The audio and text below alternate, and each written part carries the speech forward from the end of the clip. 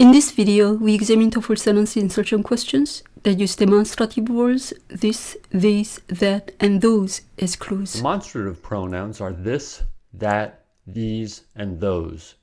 They are called demonstrative because we can point at the thing or things we are referring to with the pronouns. Depending on the distance, these is used for things near in distance or time, and those is used for things far in distance or time. Demonstrative pronouns can also be used as adjectives, modifying nouns. Where would this sentence best fit? When this research resulted in the development of vastly improved sound techniques, film studios became convinced of the importance of converting to sound.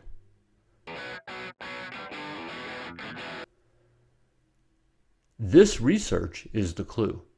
We should look for a sentence that includes the word research or its synonym. The target sentence should come after the sentence. We find the sentence in A, they revitalized research into recording sound for motion pictures. So let's place the target sentence after A and reread the whole passage. A, they revitalized research into recording sound for motion pictures. Target sentence. The research resulted in improved sound technique, and film studios started to see the importance of converting to sound. B. In 1929, film studios released over 300 movies with sound. C. The conversion to sound was done by 1930.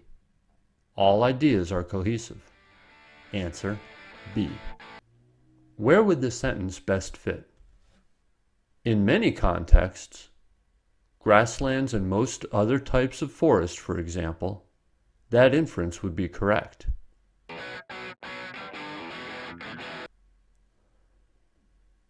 The first clue is that inference. That inference indicates that the preceding sentence makes an inference, so we need to look for a sentence that contains an inference. The second clue is, in many contexts that would, which implies that the inference is not true in this specific case. So the sentence that follows the target sentence should contain a contrasting word, like but or however.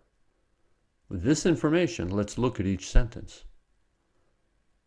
The dot sentence says, based on the appearance of a rainforest, most people conclude that rainforests have rich soil. The sentence makes an inference. So after this sentence is a good candidate for the target sentence. Target sentence. This inference would be true in many cases. A says, however, the inference is false when it comes to the rainforest because the nutrients of rainforest soils are washed away by rainfall. B says the name of this phenomenon. C says the phenomenon causes the poor soil condition for rainforests. When we place the target sentence in front of A, we have logically flowing passage. Answer A. Where would the sentence best fit? This is a question that has puzzled scientists for ages.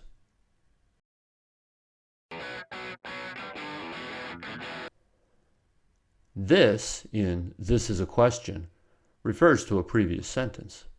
So we need a sentence that contains a question. A is phrased as a question. So this can refer to A. A. How was the gap between land mammals and ocean mammals bridged? Target sentence. Scientists have wondered about bridging this gap. B.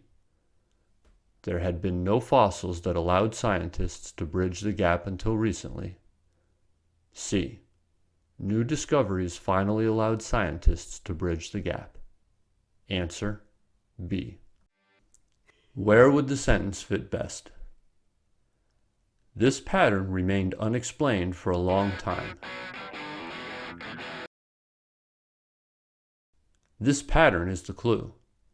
So we need to look for a description that explains repeatedly happening events or similarly shaped things. A has no description of repeated phenomenon.